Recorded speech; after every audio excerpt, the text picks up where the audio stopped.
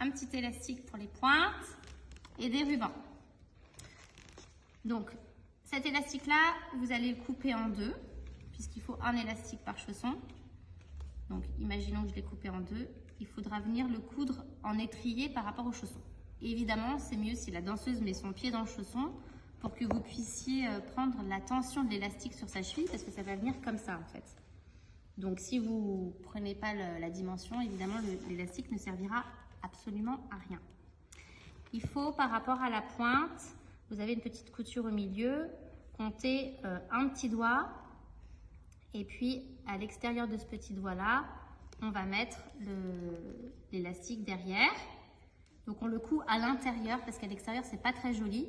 Essayez de faire une couture très très fine pour qu'il n'y ait pas trop de frottement pour la danseuse au niveau de son talon. Et évidemment, ça va venir ici à l'intérieur, comme ça. Comme ça. D'accord? Il faut faire attention de bien coudre. En fait, normalement, on fait un petit rectangle pour que la couture, elle vienne aussi prendre vraiment le rebord, entre le rebord et l'élastique, pour que l'élastique tire le chausson et pas que le tissu de la pointe. Et faites attention à ne pas piquer dans l'élastique de serrage, sinon la danseuse ne pourra plus serrer le chausson à son pied. Ça, c'était pour les élastiques. Pour les rubans, vous les coupez en 4, puisqu'il en faut 2 de chaque côté. C'est un peu plus simple. Donc pour ça, on plie complètement ici au niveau de la pointe de l'arrière.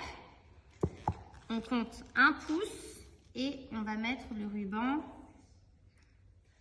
ici à côté. En général, si votre pointe n'est pas trop mal faite, ça tombe au niveau de la couture du milieu. Alors après, ça dépend des pieds, il faut quand même regarder en fonction de la danseuse. Parfois, on peut l'avancer très légèrement ou le reculer très légèrement selon que la voûte plantaire est située très au centre du pied ou pas. Ça dépend de la longueur des orteils, de tout ça. Mais en général, c'est ça.